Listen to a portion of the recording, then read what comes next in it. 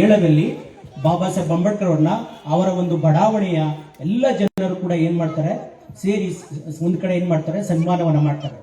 ಸನ್ಮಾನವನ್ನ ಮಾಡಿದಾಗ ಅವರ ಮುಖ್ಯ ಗುರುಗಳು ಕೆಲೂಸ್ಕರ್ ಅಂತ, ಆ ಗುರುಗಳು ಹೆಡ್ ಮಾಸ್ಟ್ರು ಅವ್ರಿಗೆ ಒಂದು ಪುಸ್ತಕವನ್ನ ಕೊಡ್ತಾರೆ. ಒಂದು ಬಾಲಕ ಅಂಬೇಡ್ಕರ್ಗೆ ಆ ಕೊಟ್ಟಂತ ಪುಸ್ತಕ ಯಾವ್ದಪ್ಪ ಅಂತಂದ್ರೆ ಬುದ್ಧ ಮತ್ತು ಆತನ ಧರ್ಮ ಅಂತಕ್ಕಂಥ ಪುಸ್ತಕ. ಅದನ್ನ ಅವರೇ ಬರ್ದಿರ್ತಾರೆ. ಯಾಕೆ ಈ ಒಂದು ವಿಚಾರವನ್ನು ತಿಳ್ಕೋಬೇಕು ಅಂತಂದ್ರೆ ಮುಂದೆ ನಿಮ್ಗೆ ಗೊತ್ತಾಗುತ್ತೆ. ನೆಕ್ಸ್ಟ್ 1907ರಲ್ಲಿ 13ರಲ್ಲಿ ಬಾಬಾ ಸಾಹೇಬ್ ಅಂಬೇಡ್ಕರ್ ಅವರು ನಮ್ಮ ಮಕ್ಕಳು ಹೇಳ್ದಂಗೆ ಬಾಂಬೆ ಒಂದು ಸಿಡನ್ ಹ್ಯಾಮ್ ಅಂತಕ್ಕಂಥ ಕಾಲೇಜಿನಲ್ಲಿ ಪದವಿಯನ್ನ ಪಡೀತಾರೆ. ಪದವಿಯನ್ನು ಪಡೆದಾಗ ನಾವು ಎಷ್ಟು ಸ್ವಾರ್ಥಿಗಳಪ್ಪ ಅಂತಂದ್ರೆ ಯಾವ್ದಾದ್ರು ಒಂದು ಪದವಿ ಪಡೆದಾಗ ಅಥವಾ ತಕ್ಷಣ ಒಂದು ಸರ್ಕಾರಿ ಕೆಲಸ, ಒಂದು ಹೆಂಡತಿ ಮಕ್ಕಳು ಆ ಥರ ಮಾತ್ರ ಅನ್ಕೊಳ್ತೀವಿ. ಬಟ್ ಬಾಬಾ ಸಾಹೇಬ್ರು ಮೊದಲೇ ಹೇಳಿದ್ನಲ್ಲ, ಅವರು ಜಸ್ಟ್ ಸಾಮಾನ್ಯ ಮನುಷ್ಯರಲ್ಲ. ಏನು ಜೀಸಸ್ ಕ್ರೈಸ್ಟ್, ಯೇಸು ಕ್ರಿಸ್ತ, ಮೊಹಮ್ಮದ್ ಪೈಗಂಬರ್, ಮೋಸೆಸ್ ಅಂತಾರೆ ಯಾವ ತರ ಈ ಪ್ರಪಂಚದ ದೊಡ್ಡ ದೊಡ್ಡ ವಿಮೋಚಕರಿದ್ದಾರೋ ಅಂತಹ ವಿಮೋಚಕರ ಸಾಲಿಗೆ, ಇಂತಹ ಒಂದು ವಿಮೋಚನೆಯ ಒಂದು ಮಹಾನ್ ವ್ಯಕ್ತಿಗಳ ಸಾಲಿಗೆ ಬಾಬಾ ಸಾಹೇಬ್ ಅಂಬೇಡ್ಕರ್ ಸೇರ್ತಾರೆ. ಆ ಕಾರಣಕ್ಕೋಸ್ಕರವಾಗಿ ಅವರು BA ಪಾಸ್ ಆದ ತಕ್ಷಣ ಯಾವುದೇ ಸರ್ಕಾರಿ ಉದ್ಯೋಗ ಮತ್ತೊಂದು ಸೇರಲ್ಲ. ಸೊ ಹಾಗಿದ್ರೆ ಏನ್ ಮಾಡಿದ್ರು, ತಮ್ಮ ಸ್ವಾರ್ಥ ಬದುಕನ್ನ ಅವರು ಹುಡುಕಿ ಹೊರಡ್ಲಿಲ್ಲ. ಸೊ ಬದಲಿಗೆ ಏನ್ ಮಾಡಿದ್ರಪ್ಪ ಅಂತಂದ್ರೆ ತನ್ನ ಜನಗಳು, ನಾನು ಒಬ್ಬ ಓದಿದ್ದೀನಿ, ನಾನೊಬ್ಬ ಮಾತ್ರ SSLC ಪಾಸ್ ಆಗಿದ್ದೀನಿ, ನಾನೊಬ್ಬ ಮಾತ್ರ BA ಪಾಸ್ ಆಗಿದ್ದೀನಿ, ನನ್ನ ಮುಂದಿನ ತಲೆಮಾರು, ನನ್ನ ನಡುವೆ ಇರ್ತಕ್ಕಂಥ ಕೋಟ್ಯಾಂತರ ಈ ಜನ ಸಮುದಾಯ, ಆ ಒಂದು ಯುವಕ ಅಂಬೇಡ್ಕರ್ಗೆ ಆವಾಗಲೇ ಕಾಡ್ತು. ತಕ್ಷಣ ಅವರಿಗೆ ಒಂದು ಅದೃಷ್ಟ ಹುಡುಕಿ ಬಂತು. ಅದರ ಪರಿಣಾಮವಾಗಿ ತಮ್ಮ ಉನ್ನತ ಶಿಕ್ಷಣವನ್ನು ಮಾಡಲು ದೂರದ ಅಮೆರಿಕಾದ ನ್ಯೂಯಾರ್ಕ್ ನಗರದ ಕೊಲಂಬಿಯಾ ಯೂನಿವರ್ಸಿಟಿಗೆ ಹೋಗ್ತಾರೆ. ಕೊಲಂಬಿಯಾ ಯೂನಿವರ್ಸಿಟಿಗೆ ಹೋದಾಗ ಅವರಿಗೆ ಹೊಸ ಪ್ರಪಂಚವೇ ತೆರೆದೋಗುತ್ತೆ. ಯಾಕಪ್ಪ ಅಂತಂದ್ರೆ ಭಾರತ ಅಸಮಾನತೆಯ ನಾಡು. ಇಲ್ಲಿ 5,000ಕ್ಕೂ ಹೆಚ್ಚು ಜಾತಿಗಳು ಒಬ್ಬರ ಮೇಲೆ ಒಬ್ರು ಕೂತಿದ್ದಾರೆ. ಯಾರನ್ನು ತುಳಿತಾ ಇದಾರೆ ಅಂತ ಯಾರಿಗೂ ಗೊತ್ತಾಯ್ತಾ ಇಲ್ಲ. ಎಲ್ಲರೂ ಖುಷಿಯಾಗಿದ್ದಾರೆ. ಯಾಕಪ್ಪ ಅಂದ್ರೆ ನಮ್ಮ ಕೆಳಗಡೆ ಇನ್ನೊಬ್ಬ ಯಾವನೋ ತುಳಿಸ್ಕೊಳ್ಳೋ ಜಾತಿ ಇದ್ದೇ ಇರ್ತಾನೆ ಅಂತಕ್ಕಂಥ ಒಂಥರ ವಿಕೃತ ಮಾನಸಿಕ ಸ್ಥಿತಿ. ಆ ಕಾರಣಕ್ಕೋಸ್ಕರ ಯಾರು ಈ ಜಾತಿ ವ್ಯವಸ್ಥೆ ಯಾಕೆ ವಿರೋಧಿಸಲ್ಲಪ್ಪ ಅಂತಂದ್ರೆ ಅವ್ರ ಕೆಳಗಡೆ ಯಾರೋ ಒಬ್ಬ ಬಿದ್ದಾನೆ, ನಾವು ಅವನು ತುಳಿತಾ ಇದ್ದೀವಿ ಅಂತಕ್ಕಂಥ ಒಂದು ಮನೋಭಾವ. ಬಟ್ ಇವ್ರನ್ನ ಇನ್ ಮೇಲ್ಗಡೆ ಇರ್ತಕ್ಕಂಥವ್ರು ತುಳಿತಾ ಇದ್ದಾರೆ ಅಂತಕ್ಕಂಥ ಕಾಮನ್ ಸೆನ್ಸ್ ನಮ್ಮಲ್ಲಿ ಇಲ್ಲ. ಸೊ ಅಂತ ಒಂದು ವಾತಾವರಣದಿಂದ ದೂರದ ನ್ಯೂಯಾರ್ಕ್ ನಗರಕ್ಕೆ ಬಾಬಾ ಸಾಹೇಬ್ ಅಂಬೇಡ್ಕರ್ ಹೋಗ್ತಾರೆ. ಅಲ್ಲಿ ಅವರಿಗೆ ಹೊಸ ವಾತಾವರಣ. ಅಲ್ಲಿ ಕುಳಿತುಕೊಂಡು ನಮ್ಮ ಮಕ್ಕಳು ಹೇಳಿದ್ರು, MA ಪದವಿಗೆ, ಪ್ರಥಮ ವರ್ಷದ MA ಪದವಿಗೆ ಬಾಬಾ ಸಾಹೇಬ್ ಅಂಬೇಡ್ಕರ್ ಅವರು ದೂರದ ನ್ಯೂಯಾರ್ಕ್ ನಗರದ ಕೊಲಂಬಿಯಾ ಯೂನಿವರ್ಸಿಟಿಯಲ್ಲಿ ಒಂದು ಪ್ರಬಂಧವನ್ನು ಮಂಡಿಸ್ತಾರೆ. ಆ ಪ್ರಬಂಧ ಏನಪ್ಪಾ ಅಂತಂದ್ರೆ ಭಾರತದ ಜಾತಿ ವ್ಯವಸ್ಥೆ, ಕ್ಯಾಸ್ಟ್ ಇನ್ ಇಂಡಿಯಾ. ಗಮನಿಸಿ, ಆಗ ಆಂಥ್ರೋಪಾಲಜಿ ವಿದ್ಯಾರ್ಥಿಯಾಗಿ ಡಾಕ್ಟರ್ ಅಂಬೇಡ್ಕರ್ ಅವರು ಭಾರತದ ಜಾತಿ ವ್ಯವಸ್ಥೆ ಯಾವ ತರ ಇದೆ, ಇದು ಹೆಂಗ್ ಹುಟ್ಕೊಳ್ತು, ವರ್ಣಧರ್ಮ ಯಾವ ತರ ಜಾತಿ ವ್ಯವಸ್ಥೆ ಆಯ್ತು, ಮನುಸ್ಮೃತಿಯಿಂದ ಯಾರಿಗೆ ಜಾತಿ ವ್ಯವಸ್ಥೆ ಹುಟ್ಟು, ಎಲ್ಲವನ್ನು ಕೂಡ ಅಮೆರಿಕದಲ್ಲಿ ಬಿಚ್ಚಿಡ್ತಾರೆ. ಬಿಚ್ಚಿಟ್ಟಾಗ ಇಡೀ ಪ್ರಪಂಚಕ್ಕೆ ಅರ್ಥ ಆಗತ್ತೆ, ಓ ಭಾರತ ಯಾವ ತರ ಅಸಮಾನತೆಯಿಂದ ಕೂಡಿದೆ, ಇಷ್ಟು ಜಾತಿ ವ್ಯವಸ್ಥೆ ಇಷ್ಟೊಂದು ಕೆಟ್ಟದ, ಜನಸಾಮಾನ್ಯರು ಒಬ್ರಿಗೊಬ್ರು ಇಷ್ಟೊಂದು ಅಸಮಾನತೆಯಿಂದ ಕಚ್ಚಾಡ್ತಾ ಇದ್ದಾರೆ ಅಂತಕ್ಕಂಥದ್ದು ಅರ್ಥ ಆಗುತ್ತೆ. ಸೊ ಆ ಮೂಲಕ ಬಾಬಾ ಸಾಹೇಬ್ ಅಂಬೇಡ್ಕರ್ ಜಾತಿ ವ್ಯವಸ್ಥೆ ವಿರುದ್ಧ ಒಂದು ದೊಡ್ಡ ಸಮರವನ್ನು ಸಾಕ್ತಾರೆ. ಎಲ್ಲಿ? ದೂರದ ಅಮೆರಿಕಾದಲ್ಲಿ. ಯಾವುದ್ರ ಮೂಲಕ? ಸಿದ್ದೇಶ್ವರ ಹೇಳಿದ್ರಲ್ಲ, ಬರವಣಿಗೆ ಅಂಬೇಡ್ಕರ್ ಮೂಲಕ, ಮೆರವಣಿಗೆ ಅಂಬೇಡ್ಕರ್ ಅಲ್ಲ. ಯಾಕಪ್ಪ ಅಂತಂದ್ರೆ ಬರವಣಿಗೆ Ambedkar is more powerful Dhan the ಏನು ನಾವು ಮೆರವಣಿಗೆ ಮಾಡ್ತೀವಲ್ಲ ಅದಕ್ಕೆ, ಅದರಿಂದ ಬರೀತಾರೆ. ಬರೆದಾಗ ಅದೇ ನ್ಯೂಯಾರ್ಕ್ ನಗರದ ಕೊಲಂಬಿಯಾ ಯೂನಿವರ್ಸಿಟಿಯಲ್ಲಿ ಬಾಬಾ ಸಾಹೇಬ್ ಅಂಬೇಡ್ಕರ್ MA ಪದವಿಯನ್ನು ಪಡೀತಾರೆ. MA ಪದವಿಯನ್ನು ಪಡೆದಾಗ ಅಲ್ಲೇ PhD ಪದವಿಗೆ ಏನಾಗ್ತಾರೆ, ಜಾಯಿನ್ ಆಗ್ತಾರೆ. ಯಾವುದ್ರ ಮೇಲೆ? ಅರ್ಥಶಾಸ್ತ್ರದ ವಿದ್ಯಾರ್ಥಿಯಾಗಿ. ಗಮನಿಸಿ, ನೀವು ಅವರು ಬರೀತಿರ್ತಕ್ಕಂಥ ವಿಚಾರಗಳು ಓದಿರೋ ಆಂಥ್ರೋಪಾಲಜಿ ಬೇರೆ, ಹಿಸ್ಟ್ರಿ ಬೇರೆ, ಸೋಷಿಯಾಲಜಿ ಬೇರೆ, ಜೊತೆಗೆ ಜಾಯಿನ್ ಆಗೋದು ಯಾವುದು, ಫೈನಾನ್ಸ್ ವಿಚಾರದಲ್ಲಿ ಅವರು PhD ಪದವಿಯನ್ನು ಪಡೀತಾರೆ. ಪೊಲಿಟಿಕಲ್ ಫೈನಾನ್ಸ್, ಪೊಲಿಟಿಕಲ್ ಎಕನಾಮಿಕ್ಸ್ ಅಂತಕ್ಕಂಥ ವಿಚಾರ ಪಡೆದು ಆ ಒಂದು ಕೊಲಂಬಿಯಾ ಯೂನಿವರ್ಸಿಟಿಯಲ್ಲಿ provincial finance in India, British ಭಾರತದಲ್ಲಿ ಪ್ರಾಂತೀಯ ಹಣಕಾಸು ವ್ಯವಸ್ಥೆ ಯಾವ ತರ ಇದೆ ಅಂತಕ್ಕಂಥ ಅತ್ಯುತ್ಕೃಷ್ಟ ಪ್ರಬಂಧವನ್ನ ಮಂಡಿಸಿ 1923ಕ್ಕೆ ಅವರ ಸ್ಕಾಲರ್ಶಿಪ್ ಅವಧಿ ಮುಗಿತದೆ. ಮತ್ತೆ ಅವರು ವಾಪಸ್ ಬರ್ತಾರೆ. ಪ್ರಶ್ನೆ ಏನಪ್ಪಾ ಅಂತಂದ್ರೆ, PhD ಪದವಿಯನ್ನು MA PhD ಪದವಿಯನ್ನು ಪಡೆದಂತ ಬಾಬಾ ಸಾಹೇಬ್ ಅಂಬೇಡ್ಕರ್ಗೆ ನಮ್ಮ ದೇಶದಲ್ಲಿ ಮರ್ಯಾದೆ ಸಿಗ್ತಾ? ಖಂಡಿತ ಸಿಗ್ತಿಲ್ಲ. ಅವ್ರಿಗೆ ಬಂದ ತಕ್ಷಣ ಬರೋಡಾದ ಮಹಾರಾಜರು ಅವ್ರನ್ನ ಒಂದು ಒಳ್ಳೆ IAS ಆಫೀಸರ್ ಪೋಸ್ಟ್ನೇನ ಕೊಡ್ತಾರೆ. ಪೋಸ್ಟ್ ಕೊಟ್ಟಾಗ ಅಂಬೇಡ್ಕರ್ ಅವರು ಬರೋಡಾದ ಒಂದು ನಗರದಲ್ಲಿ ಬಾಡಿಗೆ ಮನೆಗೋಸ್ಕರವಾಗಿ ಬೀದಿ ಅಲಿತಾರೆ. ಕೊನೆಗೆ ಯಾರು ಕೂಡ ಅವ್ರಿಗೆ ಮನೆ ಕೊಡಲ್ಲ. ಯಾಕಪ್ಪ ಅಂದ್ರೆ ಅಷ್ಟೊತ್ತಾಗಲೇ ನಮ್ಮ ದೇಶದಲ್ಲಿ ಏನ್ ಗೊತ್ತಾಗಲಿಲ್ಲ ಅಂತಂದ್ರೆ ಜಾತಿ ತಕ್ಷಣ ಗೊತ್ತಾಗುತ್ತೆ. ಈಗ ನಾನು ಯಾವುದೋ ಒಂದು HD ಕೋಟೆ ಸರಗೂರಿಗೆ ಹೆಡ್ ಮಾಸ್ಟರ್ ಆಗಿ ಪ್ರಮೋಷನ್ ಆಗಿ ಹೋದ ತಕ್ಷಣ ಯಾರು ರಘುತ್ತಮ್ಮ ತುಂಬಾ ಬೆಳಗಿದಾನೆ ಯಾವನ ಬೇರೆ ಜಾತಿ ಆಗಿ ಅನ್ಕೊಂಡಿರ್ತಾರೆ. ಬಟ್ ಅಷ್ಟು ಬೇಗ ಹೆಂಗೋ ನಮ್ಮ ಜಾತಿಯನ್ನ ಕಂಡಿಡ್ಕೊಂಡು ನಮ್ಮನ್ನ ತುಳಿಯಕ್ಕೆ ಆರಂಭ ಮಾಡ್ತಾ ಇರ್ತಾರೆ. ಇದು ನನ್ನ ಒಬ್ಬನ ಅನುಭವ ಅಲ್ಲ, ಎಲ್ಲರ ಅನುಭವ. ಸೊ ಅಂಬೇಡ್ಕರ್ಗೂ ಕೂಡ ಬರೋಡಾದಲ್ಲಿ ಆ ಥರ ಆಗ್ತದೆ. ಯಾರೋ ಒಬ್ಬ ಮಹಾರ್ ಜಾತಿಯ ವ್ಯಕ್ತಿ ನಮ್ಮ ಸಂಸ್ಥಾನಕ್ಕೆ ಅಧಿಕಾರಿ ಬಂದಿದ್ದಾನೆ ಅಂತ ಅಷ್ಟು ಬೇಗ. ಸೊ ಯಾವ ಥರಪ್ಪ ಅಂದ್ರೆ ಈಗ ಬಾಡಿಗೆ ಮನೆಯೇ ಸಿಕ್ಕಲ್ಲ. ಕೊನೆಗೆ ಬಾಬಾ ಸಾಹೇಬ್ ಅಂಬೇಡ್ಕರ್ ಅವರು ಆ ರಾತ್ರಿ ಹೋಗ್ಬಿಟ್ಟು ಒಬ್ಬ ಪಾರ್ಸಿ, ಹಿಂದೂ ಅಲ್ಲದ ಒಬ್ಬ ಪಾರ್ಸಿ ಮಹಿಳೆಯ ಮನೆಗೆ ಹೋಗ್ಬಿಟ್ಟು ಬಾಡಿಗೆ ಪಡ್ಕೊಳ್ತಾರೆ. ಏನಂತ ಹೇಳ್ತಾರಪ್ಪ ಅಂತಂದ್ರೆ, ನಿಮ್ ಜಾತಿ ಯಾವುದು ಅಂತ ತಕ್ಷಣ ಡಾಕ್ಟರ್ ಅಂಬೇಡ್ಕರ್ ಮಹಾರ್ ಅಂತ ಹೇಳಲ್ಲ, ಜೊತೆಗೆ ಬದಲಿಗೆ ಪಾರ್ಸಿ ಅಂತ ಹೇಳ್ತಾರೆ. ಪಾರ್ಸಿ ಅಂದಾಗ ಹೆಸರನ್ನ ನೀವು ಭೀಮ್ರಾವ್ ಅಂತ ಹೇಳಂಗಿಲ್ವಲ್ಲ. ಅವಾಗ ಏನ್ ಮಾಡ್ತಾರಪ್ಪ ಅಂದ್ರೆ ಡಾಕ್ಟರ್ ಅಂಬೇಡ್ಕರ್ ತಮ್ಮ ಹೆಸರನ್ನೇ ಚೇಂಜ್ ಮಾಡ್ಕೊಳ್ತಾರೆ. ಆ ರಾತ್ರಿ ಏನಂತ ಅಡಲ್ಜಿ ಸೊರಾಬ್ಜಿ ಅಂತ ಚೇಂಜ್ ಮಾಡ್ತಾರೆ. ನಿಮ್ಮ ಹೆಸರು ಏನೋ ಅಡಲ್ಜಿ ಸೊರಾಬ್ಜಿ ಅಂತ ಆ ಒಮ್ಮನಿಗೆ ಹೇಳ್ತಾರೆ, ಪಾರ್ಸಿ ಮಹಿಳೆಗೆ. ಹೇಳಿದಾಗ ಆ ಮಹಿಳೆ ಬಾಡಿಗೆ ಮನೆಯನ್ನು ಕೊಡ್ತಾರೆ. ದುರಂತ ಅಂತಂದ್ರೆ ಕೆಲವೇ ವಾರಗಳಲ್ಲಿ ಅಂಬೇಡ್ಕರ್ ಅವರು ಈ ತರ ಸುಳ್ಳು ಜಾತಿ ಹೇಳಿ ಒಬ್ಬ ಮಹಾರ್ ಸಮುದಾಯದ ವ್ಯಕ್ತಿ ಬಾಡಿಗೆ ಮನೆಯಿದ್ದಾನೆ ಅಂತಕ್ಕಂಥ ವಿಷಯ ಕಾಡ್ಗಿಚ್ಚಿನಂಗೆ ಹರಡ್ಬಿಡುತ್ತೆ ಇಡೀ ಬರೋಡ ನಗರದಲ್ಲಿ. ಆಗ ಡಾಕ್ಟರ್ ಅಂಬೇಡ್ಕರ್ ಅವರು ಆಗ್ತಾನೆ ಆಫೀಸಿಂದ ಬಂದು ಸಂಜೆ 5:30 ಮನೇಲಿ ಇರ್ತಾರೆ. ಆಗ ಅಷ್ಟೊತ್ತಿಗಾಗಲೇ ಮನೆಯಲ್ಲಿ ಕೂತಿರೋ ಒಳಗಿರ್ಬೇಕಾದ್ರೆ ಅವರ ಒಂದು ಮನೆ ಸುತ್ತ ಜನಗಳು ಬಂದು ಸಾವಿರಾರು ಜನ ಕಟ್ಟಿಗೆ ಕಲ್ಲು ಎಲ್ಲ ತಗೊಂಡು ನಿಂತಿರ್ತಾರೆ. ಯಾರು ನೀನು, ಯಾರು ನೀನು, ನೀನು ಸುಳ್ಳು ಜಾತಿ ಹೇಳಿದೀಯಾ ಅಂತಕ್ಕಂಥದ್ದು ನಮ್ಗೆ ಗೊತ್ತಾಗಿದೆ, ಯಾರು ನೀನು ಅಂತ ಹೇಳ್ತಾರೆ. ಆಗ ಡಾಕ್ಟರ್ ಅಂಬೇಡ್ಕರ್ ಹೊರಗಡೆ ಬಂದು, ಇಲ್ಲ ನಾನು ಪಾರ್ಸಿ ಸಮುದಾಯದ ವ್ಯಕ್ತಿ ಅಲ್ಲ, ನಾನು ಅಡಾಲ್ಜಿ ಸೊರಾಬ್ಜಿ ಅಲ್ಲ, ನಾನು ಒಬ್ಬ ಮಹಾರ್ ಸಮುದಾಯದ ವ್ಯಕ್ತಿ, ನನ್ನ ಹೆಸರು ಭೀಮ್ರಾವ್ ಅಂಬೇಡ್ಕರ್ ಅಂತಕ್ಕಂಥ ವಿಚಾರವನ್ನ ಸತ್ಯವನ್ನು ಒಪ್ಕೊಳ್ತಾರೆ. ಸತ್ಯವನ್ನು ಒಪ್ಕೊಂಡಾಗ ಆ ಒಂದು ಸಂದರ್ಭದಲ್ಲಿ ಅವ್ರನ್ನ ಲಗ್ಗೇಜ್ನ ತೂದು ಆ ಜನಗಳು ಮನೆಯಿಂದ ಹೊರಗಡೆ ಬೀಸಾಕ್ತಾರೆ. ಆಗ ಅಂಬೇಡ್ಕರ್ ಅವರು ಒಬ್ಬ IAS ಆಫೀಸರು, ಅವಾಗ ಈಗಿನ IAS ಆಫೀಸರ್ ಮಟ್ಟದ ಅಧಿಕಾರಿ ಉದ್ಯೋಗ ಸಿಕ್ಕಿರುತ್ತೆ. ಆದ್ರೆ ಜಾತಿ ಕಾರಣದಿಂದಾಗಿ ಬಾಡಿಗೆ ಮನೆ ಸಿಗದ ಕಾರಣಕ್ಕೋಸ್ಕರವಾಗಿ ಅವತ್ತೇ ಸಂಜೆನೆ ಅವರು ತಮ್ಮ ಒಂದು ಲಗ್ಗೇಜ್ ಸಮೇತ ರೈಲ್ವೆ ಸ್ಟೇಷನ್ ಬರ್ತಾರೆ. ರೈಲ್ವೆ ಸ್ಟೇಷನ್ ಬಂದು ಸಂಜೆನಾಗ ಗಳಗಳ ಅಂತ ಒಬ್ಬರೇ ಅಳುತ್ತಾ ಕೂತಿರ್ತಾರೆ. ಯಾಕಪ್ಪ ಅಂತಂದ್ರೆ ದೂರದ ಅಮೆರಿಕದಲ್ಲಿ ಓದಿ ಪದವಿಗಳನ್ನು ಪಡೆದು ದೊಡ್ಡ IAS ಅಧಿಕಾರಿ ಲೆವೆಲ್ ಬಂದಿದ್ರು ಕೂಡ ಒಂದು ಜಾತಿ ಕಾರಣಕ್ಕೋಸ್ಕರವಾಗಿ ಮನೆ ಸಿಗ್ಲಿಲ್ವಲ್ಲ. ಹಾಗಿದ್ರೆ ನಾನು ಓದಿ ಏನ್ ಪ್ರಯೋಜನ, ಇದಕ್ಕೆಲ್ಲ ಕಾರಣ ಯಾವುದು ಅಂತಕ್ಕಂಥ ಎಲ್ಲ ಚಿಂತನೆ. ನನ್ನ ಪರಿಸ್ಥಿತಿ ಹೆಂಗಿರ್ಬೇಕಾದ್ರೆ ಕೋಟ್ಯಂತರ ನನ್ನ ಶೋಷಿತ ಸಮುದಾಯಗಳ ಪರಿಸ್ಥಿತಿ ಹೇಗಿರ್ಬೇಕು ಅಂತಕ್ಕಂಥ ಅವ್ರಿಗೆ ನೋವು, ಕಿಚ್ಚು, ಕೋಪ ಮತ್ತು ದುಃಖ ಎಲ್ಲ ಒಟ್ಟಿಗೆ ಬಂದು ಡಾಕ್ಟರ್ ಅಂಬೇಡ್ಕರ್ ಅವರು ಆ ರೈಲ್ವೆ ಸ್ಟೇಷನ್ ಲಗ್ಗೇಜ್ ಸಮೇತ ಗಳಗಳ ಅಂತ ಬೆಳಕ್ ಸ್ಟಾರ್ಟ್ ಮಾಡ್ತಾರೆ ಬಂದು. ಸೊ ಅವತ್ತು ಅವರ ಒಂದು ಕಣ್ಣಲ್ಲಿ ನೀರು ಸುರಿತಲ್ಲ, ಆ ಒಂದು ಕಣ್ಣೀರಿನ ಪ್ರತಿಫಲ ನಾವು ಇವತ್ತು ಅನ್ನ ತಿಂತಾ ಇರೋದು. ಆ ಒಂದು ಅನ್ನ ತಿಂತಾರಕ್ಕೂ ಋಣವನ್ನ ನಾವು ಇವತ್ತು ಗೆಂಡೆ ಹೊಸಳ್ಳಿ ಆಗ್ಬೋದು ವಿಶ್ವದಾದ್ಯಂತ ಏನ್ ಮಾಡ್ತಿದೀವಿ, ಅಂಬೇಡ್ಕರ್ ಜಯಂತಿಯನ್ನ ಋಣ ತೀರಿಸ್ತಕ್ಕಂಥ ಕೆಲಸವನ್ನ ಮಾಡ್ತಾ ಇದೀವಿ, ಆಚರಣೆ ಮಾಡ್ತಿದ್ದೀವಿ. ಸೊ ಅದರಿಂದ ಮುಂದೆ ಅವ್ರು ಏನ್ ಮಾಡ್ತಾರಪ್ಪ ಅಂತಂದ್ರೆ ಡಾಕ್ಟರ್ ಅಂಬೇಡ್ಕರ್ ಅವರು ಅವತ್ತೇ ಡಿಸೈಡ್ ಮಾಡ್ತಾರೆ, ನಾನು ಯಾವುದೇ ಉದ್ಯೋಗಕ್ಕೆ ಮತ್ತೊಂದಕ್ಕೆ ಹೋಗ್ಬಾರ್ದು. ಯಾಕಪ್ಪ ಅಂದ್ರೆ ನನ್ನ ವೈಯಕ್ತಿಕ ಬದುಕು ಹೆಂಗಿರ್ಬೇಕಾದ್ರೆ ಜನಸಾಮಾನ್ಯ ಬದುಕು ಹೆಂಗಿರ್ಬೇಕು. ತಕ್ಷಣ ಅವ್ರು ಏನ್ ಮಾಡ್ತಾರೆ, ಒಂದು ಪಾರ್ಟ್ ಟೈಮ್ ಲೆಕ್ಚರ್ ಸೇರ್ಕೊಂಡು ಮತ್ತೆ ಅವ್ರಿಗೆ ಓದಿನ ದಾಹ. ಓದಿನ ಆ ಕಾಲದಲ್ಲಿ ಅವ್ರಿಗೆ 1924ರಲ್ಲಿ ತಿಂಗಳಿಗೆ 200 ರೂಪಾಯಿ ಸಂಬಳ. ನಾವೇನ್ ಮಾಡ್ತೀವಿ, 200 ರೂಪಾಯಿ ಅಂತಂದ್ರೆ ಈ ಒಂದು ಕಾಲಕ್ಕೆ ಹೋಲಿಸಿದ್ರೆ ತಿಂಗಳಿಗೆ 2 ಲಕ್ಷ ರೂಪಾಯಿ ಸಂಬಳ. ಆದ್ರೆ ಆ ಸಂಬಳವನ್ನು ಅವರು ತಮ್ಮ ವೈಯಕ್ತಿಕ ಮೋಜು ಮಸ್ತಿಗೆ ಬಳಸಲ್ಲ. ಅಷ್ಟೂ ಸಂಬಳವನ್ನು ಅವರು ಪುಸ್ತಕಗಳನ್ನ ಖರೀದಿಸೋದು. ಯಾಕಪ್ಪ ಅಂದ್ರೆ ಡಾಕ್ಟರ್ ಅಂಬೇಡ್ಕರ್ ಅಂತಂದ್ರೆ ತಾವೇ ತಮ್ಮ ಸಂಘಕ್ಕೆ ಇಟ್ಕೊಂಡ್ರೆ ವಿಶ್ವಜ್ಞಾನಿ, ಜ್ಞಾನದ ದಾಹ, ಪ್ರಪಂಚದಲ್ಲಿ ಇರ್ತಕ್ಕಂಥ ಎಲ್ಲಾ ಪುಸ್ತಕಗಳನ್ನು ಓದ್ಬೇಕು ಅಂತಕ್ಕಂಥ ದಾಹ. ಅಷ್ಟು ಹಣವನ್ನ ಅವರು, ಸಂಬಳದ ಹಣವನ್ನು ಅವರು ಪುಸ್ತಕಕ್ಕೋಸ್ಕರ ಖರ್ಚು ಮಾಡಿ ಅವ್ರಿಗೆ ಮತ್ತೆ ಅವರು ಓದುವ ದೃಷ್ಟಿಯಿಂದ ಮತ್ತೆ ಬಾಂಬೆಯಿಂದ ಅವರು ಲಂಡನ್ಗೆ ಹೋಗ್ತಾರೆ.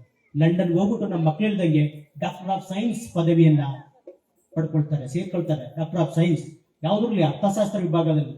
ಯಾರನ್ನ ಅದರಲ್ಲಿ ಟೀಕೆ ಮಾಡ್ತಾರೆ ಅಥವಾ ತಿರಸ್ಕರಿಸ್ತಾರೆ ಅಂತಂದ್ರೆ ಅರ್ಥಶಾಸ್ತ್ರದ ಪಿತಾಮಹ, ನಮ್ಮ ವಿದ್ಯಾರ್ಥಿಗಳು ಗೊತ್ತಿರ್ಬೋದು, ಕೇನ್ಸ್ ಅಂತ ಕರೀತಾರೆ. ಅವನನ್ನೇ ತಿರಸ್ಕರಿಸಿ ನೀನ್ ಹೇಳಿರೋದೇ ತಪ್ಪು ಅಂತಕ್ಕಂಥ ವಾದವನ್ನ ಮಂಡಿಸಿ ಡಾಕ್ಟರ್ ಅಂಬೇಡ್ಕರ್ ಅವರು ಡಾಕ್ಟರ್ ಆಫ್ ಸೈನ್ಸ್ ಪದವಿಯನ್ನು ಪಡಿತಾರೆ. ಜೊತೆಗೆ ನಮ್ಮ ವಿದ್ಯಾರ್ಥಿಗಳು ಮತ್ತೊಂದು ಪದವಿಯನ್ನು ಹೇಳಿದ್ರು, ಬಾರಟ್ ಲಾ, ಕಾನೂನಿನಲ್ಲಿ ಆ ಕಾಲದಲ್ಲಿ ಅತ್ಯುನ್ನತ ಪದವಿ ಅದಪ್ಪ ಅಂತಂದ್ರೆ ಇಡೀ ವಿಶ್ವದಲ್ಲೇ ಬ್ಯಾರಿಸ್ಟರ್ ಪದವಿ, ಆ ಪದವಿಯನ್ನು ಕೂಡ ಪಡಿತಾರೆ.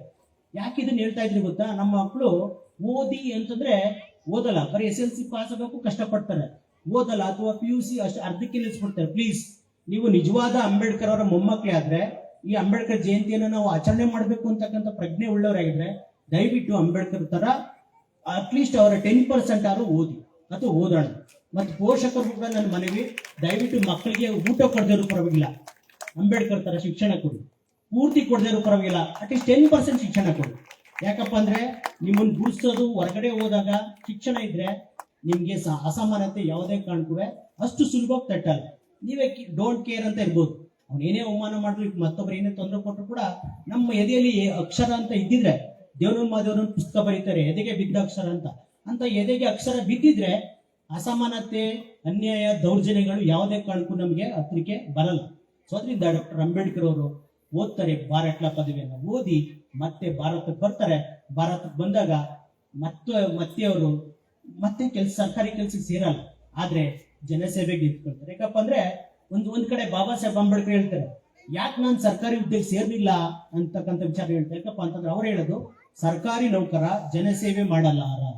ಈಗ ನಾನು ಸಿದ್ದೇಶ್ವರಲ್ಲಿ ಕೂತಿದ್ದೀವಿ, ನಾವು ನಮ್ಮ ಜನಪ್ರತಿನಿಧಿಗಳು ಮಾಡೋ ರೀತಿ ಸುಲಭವಾಗಿ ಎಲ್ರಿಗೂ ನ್ಯಾಯ ಕೊಡಿಸ್ತೀವಿ, ಸಮಾನತೆ ಕೊಡಿಸ್ತೀವಿ ಅಂತಕ್ಕಂಥ ಹೋರಾಟವನ್ನು ಅಷ್ಟು ಸುಲಭವಾಗಿ ಮಾಡಕ್ ಬರಲ್ಲ. ಯಾಕಪ್ಪ ಅಂದ್ರೆ ನಮ್ದೇ ಆದಂತ ನೀತಿ ನಿಯಮಗಳಿರ್ತದೆ. ಸೊ ಅದರಿಂದ ಅದನ್ನ ಡಾಕ್ಟರ್ ಅಂಬೇಡ್ಕರ್ ಅವತ್ತೇ ಹೇಳ್ತಾರೆ, ಮುಕ್ತವಾಗಿ ಹೇಳಿ ಅವರು ತನ್ನ ಜನಗಳ ವಿಮೋಚನೆಗಾಗಿ ಸಮರ್ಪಣೆಯನ್ನ ಮಾಡ್ಕೊಳ್ತಾರೆ. ನೋಡಿ ನಾವೇನ್ ಮಾಡ್ತೀವಿ, ಮೊದಲೇ ಹೇಳಿದ್ವಿ ನಾವು ಸ್ವಾರ್ಥಿಗಳು. ಆದ್ರೆ ಡಾಕ್ಟರ್ ಅಂಬೇಡ್ಕರ್ ಅವರು MA, PhD, MSc, DSc, ಭಾರಟ್ಲ, LLD ಇಷ್ಟು ಪದವಿಗಳನ್ನು ಪಡೆದ್ರೂ ಕೂಡ ತನ್ನ ವೈಯಕ್ತಿಕವಾಗಿ ಏನು ಮಾಡ್ಕೊಳ್ಳಿಲ್ಲ, ಬದಲಿಗೆ ಸಮುದಾಯಕ್ಕೋಸ್ಕರ ಬೀದಿಗಿಳಿತಾರೆ. ಯಾವ ತರ, ನನ್ನ ಜನಗಳಿಗೆ ಕುಡಿಯಕ್ ನೀರಿಲ್ಲ, ತಕ್ಷಣ ಏನ್ ಮಾಡ್ತಾರೆ, ಮಹಾರಾಷ್ಟ್ರದ ಮಹಾಡ್ ಅಂತಕ್ಕಂಥ ನಗರದಲ್ಲಿ ಚೌಡರ್ ಕೆರೆ ಅಂತಕ್ಕಂಥ ಕೆರೆ ಇರ್ತದೆ, ಆ ಕೆರೆಯ ನೀರನ್ನ ಕುಡಿಯೋ ಹೋರಾಟವನ್ನು ಮಾಡ್ತಾರೆ. ಆ ಕೆರೆಯ ನೀರನ್ನ ಕುಡಿಬೇಕಾದ್ರೆ ಇನ್ನೇನು ನೀರನ್ನ ಒಂದು ಮೊಗೆದು ಬಾಯಿಗೆ ಹಾಕಬೇಕು, ಆಗ ಅವರ ತಲೆಗೆ ಕಲ್ಲು ಬೀಳ್ತದೆ, ಹಣೆಯಿಂದ ಚಿಲ್ ಅಂತ ರಕ್ತ ಚಿಮ್ಮುತ್ತದೆ. ಅಂತ ರಕ್ತ ಸುರಿತಿದ್ರು ಕೂಡ ಅವರು ನೀರನ್ನ ಏನ್ ಮಾಡಲ್ಲ, ಕುಡ್ದೇ ಕುಡಿತಾರೆ. ಅದು ಬರೀ ನೀರು ಕುಡಿತಕ್ಕಂಥ ಕ್ರಿಯೆ ಅಲ್ಲ, ಅದು ಅಸಮಾನತೆಯ ವಿರುದ್ಧ ಏನು ಸಮಾನತೆಯ ಗರ್ಜನೆ ಆಗಿದೆ. ಅದಕ್ಕೆ ಹೇಳೋದು, ನೀವು ಸುಮ್ಮನೆ ಅಂಬೇಡ್ಕರ್ ವಿಚಾರ ಜಯಂತಿಯನ್ನ ಸಂಭ್ರಮದಿಂದ ಈ ತರ ವಿಚಾರಗಳಿರ್ತವೆ. ಬಟ್ ಅದೇ ವರ್ಷ ಅವ್ರೇನ್ ಮಾಡ್ತಾರೆ, ನಾಸಿಕ್ ನಗರದಲ್ಲಿ ಏನ್ ಮಾಡ್ತಾರೆ, ಒಂದು ಕಾಳಾರಾಮ ಅಂತ ದೇಗುಲ ಇರ್ತದೆ, ದೇವಸ್ಥಾನ. ಆ ಒಂದು ನಗರಸಭೆ ಏನ್ ಮಾಡಿರ್ತದೆ, ನಮ್ಮ ಬನ್ನೂರು ಪುರಸಭೆ ರೀತಿ ದೇವಸ್ಥಾನ ಯಾರು ಬೇಕಾದ್ರೂ ಪೂಜೆ ಮಾಡಬಹುದು ಅಂತ ಆದೇಶ ಹೊರಡಿಸಿರುತ್ತೆ. ಆದ್ರೆ ಒಬ್ರು ಕೂಡ ಅಸ್ಪೃಶ್ಯರು, ದಲಿತ ಸಮುದಾಯದ ಹೋಗಿರಲ್ಲ. ಕಾರಣ ಏನು, so called caste Hindus. But Baba Saheb Ambedkar ಏನ್ ಮಾಡ್ತಾರೆ, ಆ ಒಂದು ದೇವಸ್ಥಾನ ಪ್ರವೇಶ ಚಳವಳಿಯನ್ನು ಮಾಡ್ತಾರೆ. ಅಲ್ಲೂ ಅಷ್ಟೇ ಅಂಬೇಡ್ಕರ್ ಅವರು ಇನ್ನೇನು ದೇವಸ್ಥಾನದ ಒಂದು ಬಾಗ್ಲನ್ನ ಪ್ರವೇಶ ಮಾಡಬೇಕು, ಆ ಪ್ರವೇಶ ಮಾಡ್ಬೇಕಾದ್ರೆ ಸೋ ಕಾಲ್ಡ್ ಸವರ್ಣ ಕಮ್ಯುನಿಟಿ ಪೀಪಲ್ ಒಂದು ಲೈನ್ ಮಾಡಿ ಡಾಕ್ಟರ್ ಅಂಬೇಡ್ಕರ್ಗೆ ತಡೆಗೋಡೆಯಾಗಿ ನಿಂತ್ಕೊಳ್ತಾರೆ. ಬಟ್ ಅಂಬೇಡ್ಕರ್ ಅವಾಗಲೂ ಕೂಡ ಇದ್ರಲ್ಲ, ತಕ್ಷಣ ನ್ಯಾಯಾಲಯದ ಮೊರೆ ಹೋಗಿ ಆ ಒಂದು ದೇವಾಲಯದ ಪ್ರವೇಶವನ್ನು ಕೂಡ ಸಾಧ್ಯವಾಗಿಸ್ಕೊಳ್ತಾರೆ ಬಂದಿದೆ. ಸೊ ಯಾಕೆ ವಿಚಾರಗಳನ್ನ ಹೇಳ್ತೀವಿಪ್ಪ ಅಂತಂದ್ರೆ, ಇವತ್ತು ನಾವು ಬರೀ ಓದ್ಬಿಟ್ಟು ಕೂತ್ಕೊಂಡು ಸಾಕಾಗಲ್ಲ. ನಮ್ಮ ಹಕ್ಕುಗಳಿಗಾಗಿ ಇವತ್ತು ಕೂಡ ನಾವೇನ್ ಮಾಡಬೇಕು, ಹೋರಾಟವನ್ನ ಮಾಡಲೇಬೇಕು. ಹೋರಾಟ ಬಿಟ್ಟರೆ ನಾವು ಬೇರೆ ಮಾರ್ಗನೇ ಇಲ್ಲ. ಅದು ವ್ಯಕ್ತಿಗತ ಆದ್ರೂ ಸರಿ, ಅಥವಾ ಸಮುದಾಯಕವಾಗಾದ್ರೂ ಸರಿ, ಅಥವಾ ಒಂದು ರಾಜಕೀಯ ಪಕ್ಷವಾಗಾದ್ರೂ ಸರಿ, ನಾವು ಹಂತವಾಗಿ ಕೂಡ ಹೋರಾಟವನ್ನ ಮಾಡಲೇಬೇಕು. ನಮ್ಮ ಮಕ್ಕಳಿಗೆ ಹೇಳ್ಕೊಡ್ಬೇಕು ನಾವು, ನೀವು ಇಂಥ ಒಂದು ಇದ್ರಲ್ಲಿ ಹುಟ್ಟಿರ್ತೀರಾ, ನಿಮ್ಗೆ ಮುಂದೆ ದೊಡ್ಡವರಾದಾಗ ಇಂತಿಂಥ ಸಮಸ್ಯೆಗಳು ಬರ್ತವೆ, ಆವಾಗ ನೀವೇನ್ ಮಾಡ್ಬೇಕು, ಎದುರ್ಕೋಬಾರ್ದು. You have to face and you have to fight ಅಂತಕ್ಕಂಥ ವಿಚಾರವನ್ನ ಅಂಬೇಡ್ಕರ್ ಅವರ ಈ ಜೀವನ ಚರಿತ್ರೆ ಹೇಳ್ತಾ ನಮ್ಮ ಮಕ್ಕಳಿಗೆ ಸಂದೇಶವನ್ನು ಹೇಳ್ಬೇಕು, ನಾವು ಹೇಳ್ಬೇಕು ಪ್ರೀತಿಯ ಪೋಷಕರು. ಸೊ ಅದರಿಂದ ಡಾಕ್ಟರ್ ಅಂಬೇಡ್ಕರ್ ಅವರು ಚಳುವಳಿಗಳನ್ನ ಮಾಡ್ತಾರೆ. ಚಳುವಳಿಗಳನ್ನ ಮಾಡಿದಾಗ ಅದನ್ನ ಅವ್ರು ಅಲ್ಲೇ ನಿಲ್ಲಿಸ್ಬಿಡಲ್ಲ. ಅವ್ರೇನ್ ಮಾಡ್ತಾರೆ, ತಕ್ಷಣ 1930, 31, 32ರಲ್ಲಿ ಲಂಡನ್ ನಲ್ಲಿ ಒಂದು ಸಮ್ಮೇಳನ ನಡೀತದೆ, ಸುಪ್ರಸಿದ್ಧ ಸಮ್ಮೇಳನ, ದುಂಡು ಮೇಜಿನ ಸಭೆಯನ್ನು ಕರೀತಾರೆ. ಆಗ ಒಂದು ಸಭೆಗೆ ಡಾಕ್ಟರ್ ಅಂಬೇಡ್ಕರ್ ಅವರು ಒಂದು ಸದಸ್ಯರಾಗಿ ಹೋಗೋದ್ರ ಮೂಲಕ ಒಂದು ಮನವಿ ಪತ್ರವನ್ನು ದೂರದ ಲಂಡನ್ ನಲ್ಲಿ ಡಾಕ್ಟರ್ ಅಂಬೇಡ್ಕರ್ ಅವರು ಮಂಡಿಸ್ತಾರೆ.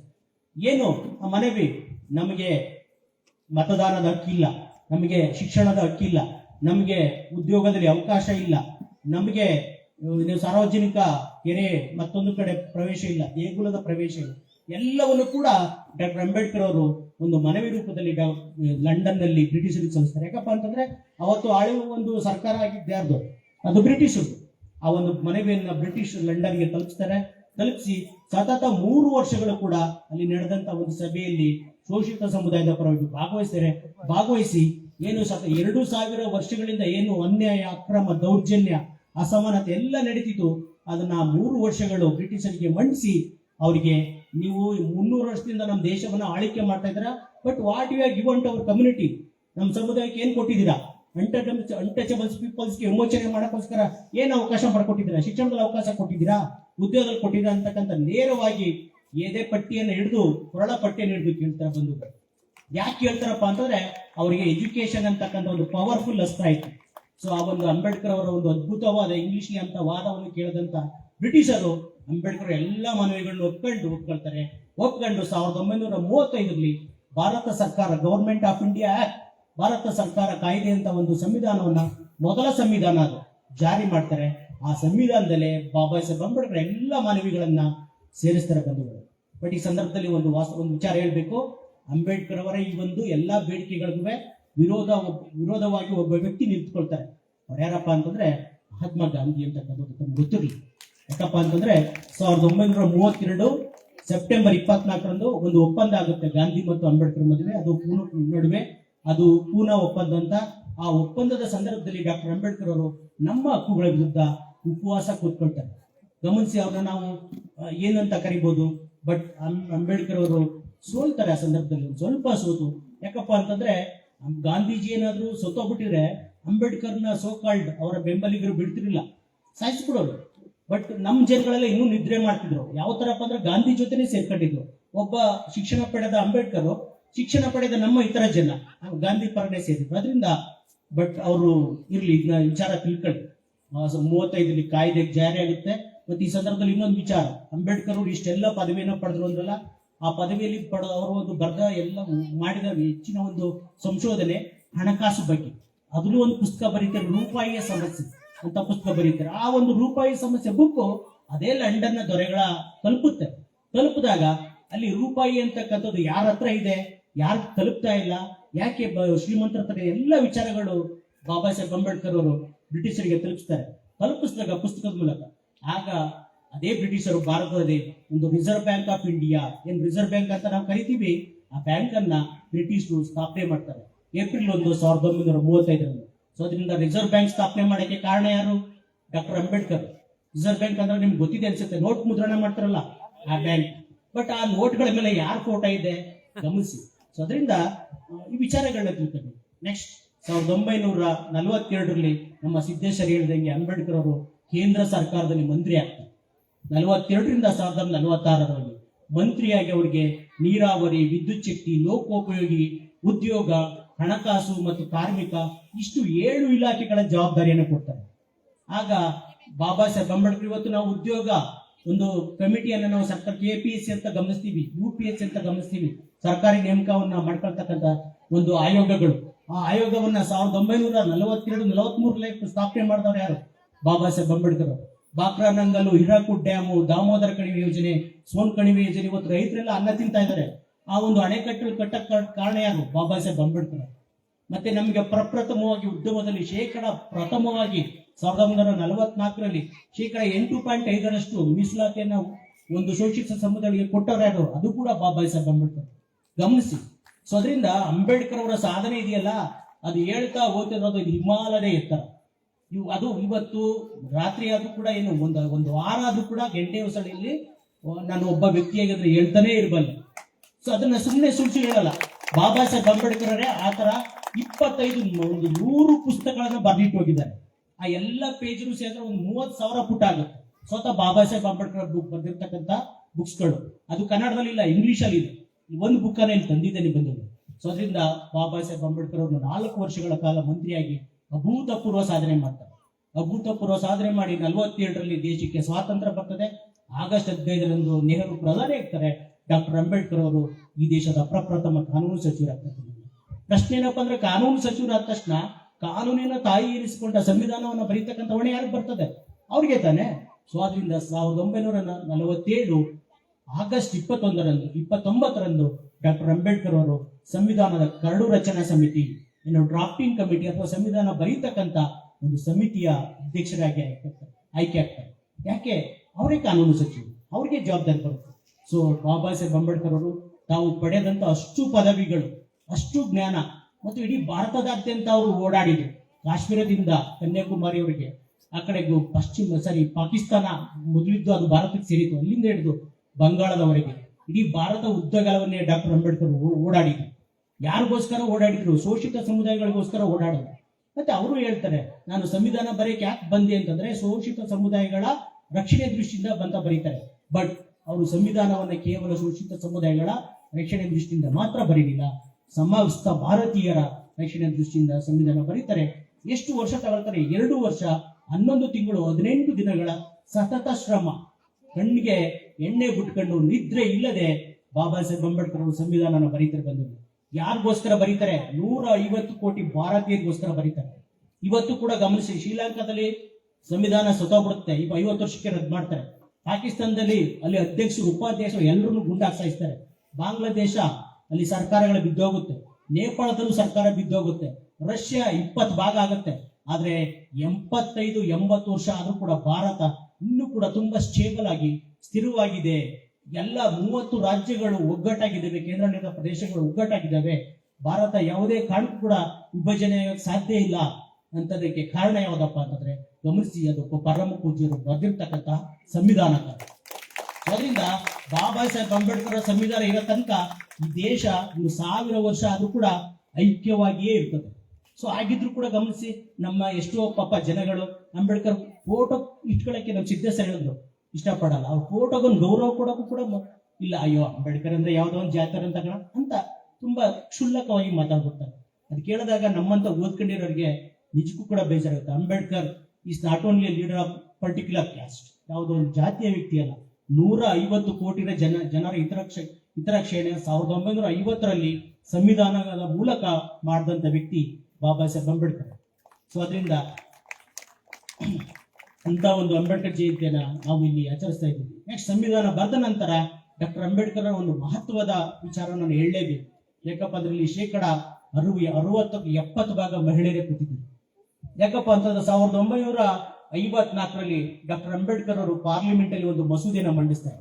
ಆ ಮಸೂದೆ ಹೆಸರು ಹಿಂದೂ ಕೋಡ್ ಬಿಲ್ ಅಂತ. ಆದ್ರೆ ಅದು ಹಿಂದೂಗಳ ಬಗ್ಗೆ ಏನಾಗಲಿಲ್ಲ, ಅದು ಮಹಿಳೆಯರ ಹಕ್ಕುಗಳ ಒಂದು ಮಸೂದೆಯಾಗಿತ್ತು. ಆ ಮಹಿಳೆಯರ ಹಕ್ಕುಗಳ ಒಂದು ಸಂರಕ್ಷಣಾ ಮಸೂದೆಯಲ್ಲಿ ಏನಿತ್ತಪ್ಪ ಅಂತಂದ್ರೆ, ಮೊದಲನೇದಾಗಿ ಆಸ್ತಿಯಲ್ಲಿ ಮಗನಷ್ಟೇ ಸಮಪಾಲು ಮಗಳಿಗೂ ಸಿಗಬೇಕು, ಆಸ್ತಿಯಲ್ಲಿ ಗಮನಿಸಿ. ನೆಕ್ಸ್ಟ್, ಮಹಿಳೆಗೆ ವಿವಾಹ ವಿಚ್ಛೇದದ ಹಕ್ಕು ಬೇಕು, ಡೈವೋರ್ಸ್ ಒಂದು ಹಕ್ಕು ಬೇಕು. ಮಹಿಳೆಗೆ ಜೀವನಾಂಶದ ಹಕ್ಕು ಬೇಕು. ಅಕಸ್ಮಾತ್ ಆಕೆ ಗಂಡ ತೀರೋದಾಗ ತನ್ನ ಒಂದು ಅತ್ತೆ ಮನೆಯಿಂದ ಆಕೆಗೆ ಜೀವನಾಂಶದ ಹಕ್ಕು ಬೇಕು. ಅವಾಗಲೂ ಕೂಡ ಪಾಲು ಸಿಗಬೇಕು. ಮತ್ತು ಒಂದು ಮದುವೆ ಆಗ್ತಕ್ಕಂಥ ವಯಸ್ಸು ಕನಿಷ್ಠ 18 ವರ್ಷ ಆಗಿರ್ಬೇಕು ಹೆಣ್ಣು ಮಗುಗೆ.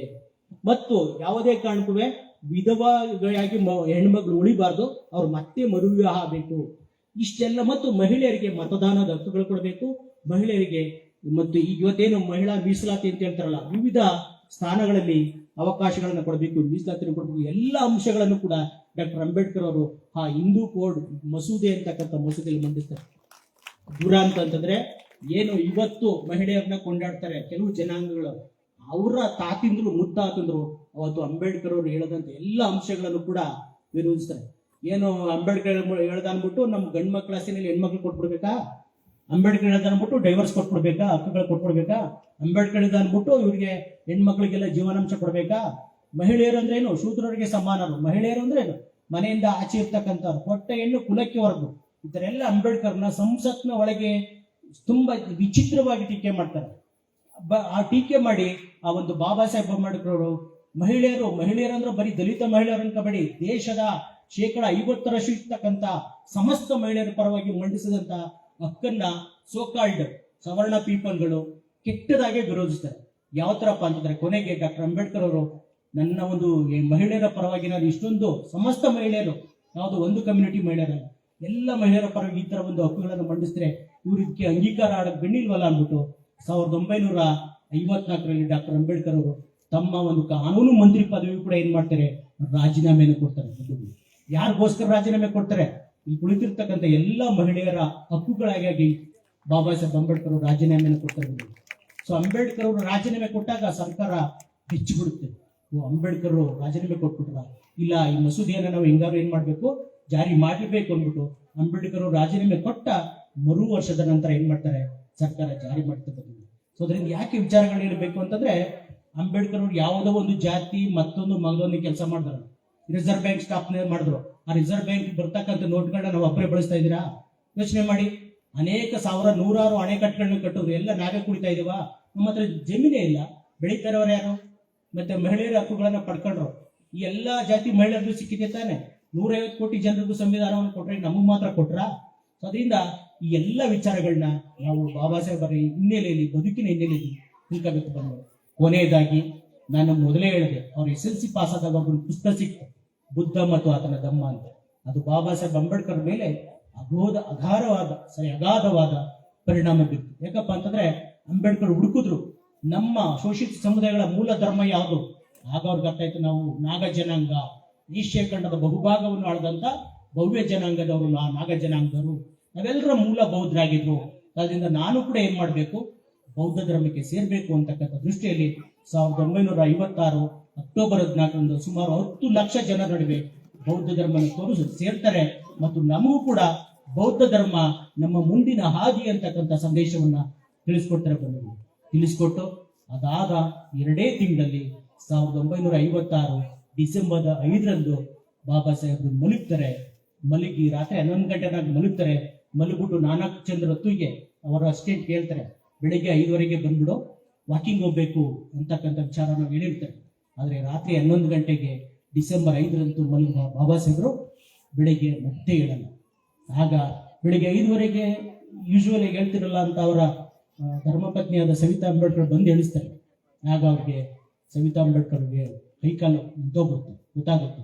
ತಕ್ಷಣ ಅವರು ನಾನಚಂದ್ರ ಹೊತ್ತಿಗೆ ಕಾಲ್ ಮಾಡಿ ಈ ತರ ಸಾಹೇಬ್ರು ಎದ್ದು ಹೇಳ್ತಾ ಇಲ್ಲ ಬನ್ನಿ ಅಂತ ಹೇಳಿದಾಗ ಬಾಬಾ ಸಾಹೇಬ್ರು ಇನ್ನಿಲ್ಲ ಆಗಿರ್ತಕ್ಕಂಥದ್ದು ಇಡೀ ಪ್ರಪಂಚಕ್ಕೆ ಗೊತ್ತಾಗ್ತಿತ್ತು.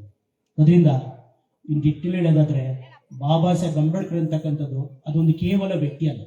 ನಾನು ಮೊದಲೇ ಹೇಳಿದೆ, ಜೀಸಸ್ ಕ್ರೈಸ್ಟು, ಮಹಮ್ಮದ್ ಪೈಗಂಬರು, ಮೋಸಸ್ಸು, ಭಗವಾನ್ ಬುದ್ಧರು ಯಾವ ತರ ಈ ಪ್ರಪಂಚದ ಉದ್ಧಾರಕ್ಕೆ ಪ್ರಯತ್ನ ಪಟ್ಟರು ಬೇರೆ ಬೇರೆ ದೇಶಗಳಲ್ಲಿ, ಆ ತರ ಅಖಂಡ ಭಾರತದ ಒಂದು ಎಚ್ಚೆತ್ತುಕೊಳ್ಳುವಿಕೆಗೆ, ಉದ್ಧಾರಕ್ಕೆ ಶ್ರಮಿಸಿದಂತ ಒಂದು ಅಪರೂಪದ ಸೂರ್ಯ, ಸಮಾನತೆಯ ಸೂರ್ಯ ಯಾರಪ್ಪ ಅಂತಂದ್ರೆ ಅದು ಬಾಬಾ ಸಾಹೇಬ್ ಅಂಬೇಡ್ಕರ್ ಅಂತಕ್ಕಂಥ ವಿಚಾರ ಹೇಳ್ತಾ ನನ್ನ ಮಾತನ್ನು ಮುಗಿಸ್ತಾ ಇದ್ದೀನಿ. ಜೈ ಭೀಮ್, ಜೈ ಭಾರತ್.